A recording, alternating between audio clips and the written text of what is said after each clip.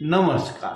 मी आपल्या या यूट्यूब चॅनलवर मी गणेश तुकाराम शिंदे आपल्या सर्वांचं स्वागत करत आहे. पद आणि प्रतिष्ठा मिळावी यासाठी माणूस आपलं जीवनात सर्वस्व विसरत असतो. एकदा पद मिळालं, सत्तेचं सोपान आपण चढलो की मग आपण काही करायला मोकळे आहोत असंच काहींना वाटत असतं. त्यातूनच सिन्नरचे आमदार, माजी क्रीडा व वक्फ मंत्री माणिकराव कोकाटे यांच्या हातून साधारण 15 ते 20 वर्षापूर्वी नाशिक शहरात शासनाच्या वतीनं जे आमदार आणि इतर ह्यासाठी म्हणजे फ्लॅट मिळतात, त्यातून त्यांनी निकाल घेतली होती आणि त्यासाठी त्यांनी व त्यांचे बंधू यांनी महाराष्ट्राकडे किंवा संबंधित यंत्रणेकडे खोटी उत्पन्नाची कागदपत्रे दाखल केली होती. ही बाब त्यांचे सिन्नर तालुक्यातीलच कट्टर विरोधक माजी मंत्री कैलासवासी तुकाराम दिघोळे यांनी बरोबर हिडले. त्यांनी त्याचवेळी माणिकराव कोकाटे व त्यांच्या बंधूविरोधात जिल्हाधिकाऱ्याकडे तक्रार नोंदवली, विभागीय आयुक्ताकडे तक्रार नोंदवली आणि ह्यांची प्रमाणपत्राची तपासणी करा अशी मागणी केली होती. त्या तुकाराम दिघोळे यांच्या तक्रारीवरून माणिकराव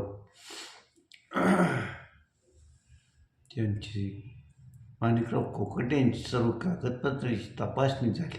मग त्यांच्या कागदपत्र बनावट निघाल्याचं स्पष्ट झालं. त्यानंतर त्यांच्यावर नाशिक शहरात गुन्हा दाखल झाला.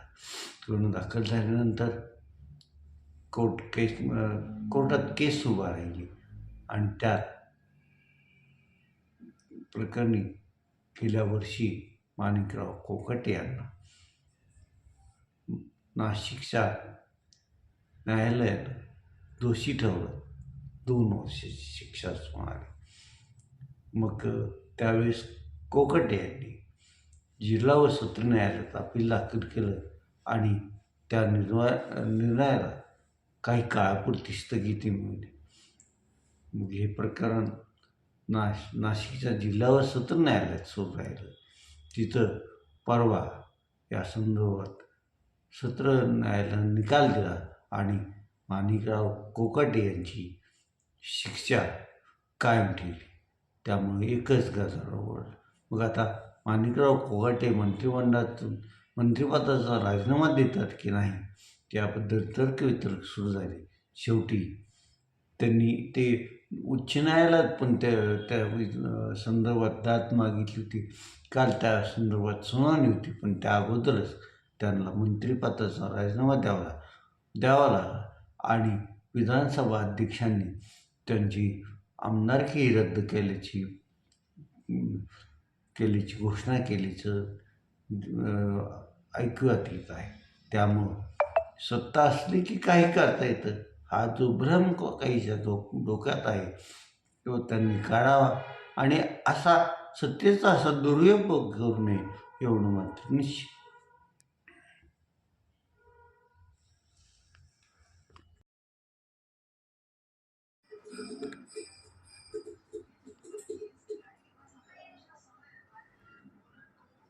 तुमच्या धनाला सुरक्षित आणि योग्य ठिकाणी ठेवायचं असेल तर ते तुम्ही Swaraj urban cooperative credit society limited, Barshi, जिल्हा सोलापूर या संस्थेतच ठेवा. संस्थेचा पत्ता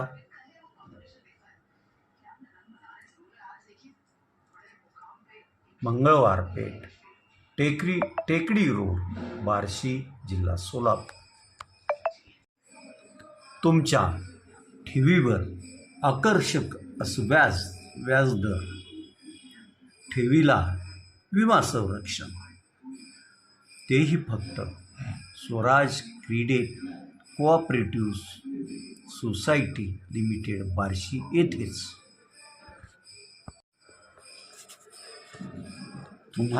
तुमच्या गरजांसाठी वेळेवर आणि तातडीनं कर्ज, मग ते घरासाठी असो, व्यवसायाला कॅश क्रेडिट असो, व्यवसाय वाढीसाठी असो किंवा मग वाहन खरेदीसाठी, एकमेव पर्याय स्वराज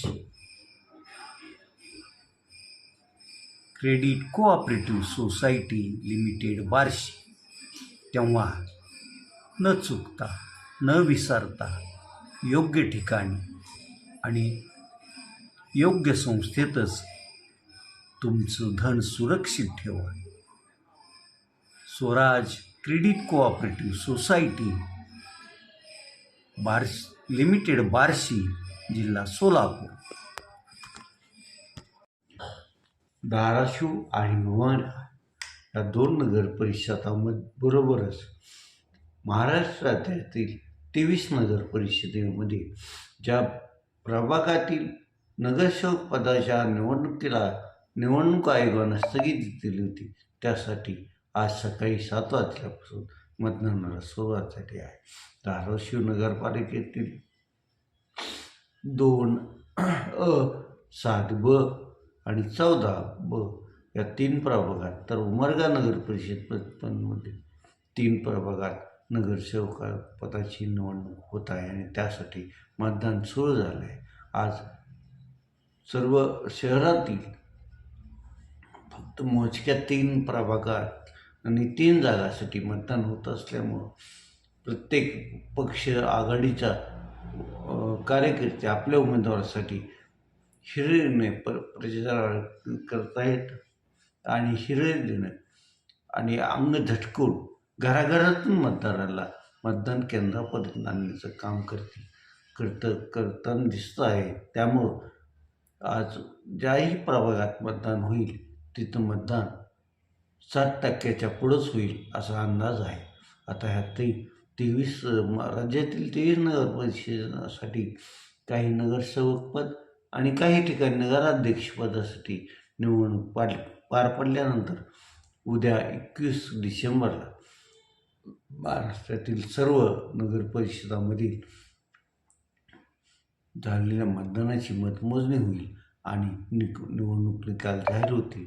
निवडणूक निकाल जाहीर झाल्यानंतर मग राज्यात कोणत्या पक्षाला, कोणत्या आघाडीला, कोणत्या महावितरणला किती जागा मिळाल्या, कोणाकडे किती नगराध्यक्षपदं मिळाली आणि कोणाकडे किती नगरपालिका त्यांच्या ताब्यात आल्या हे स्पष्ट होणार आहे. आज आपण इथंच थांबूया. तुम्ही आपल्या हे यूट्यूब चॅनल सबस्क्राईब करा, लाईक करा आणि कमेंट्स पण नोंदवा. धन्यवाद.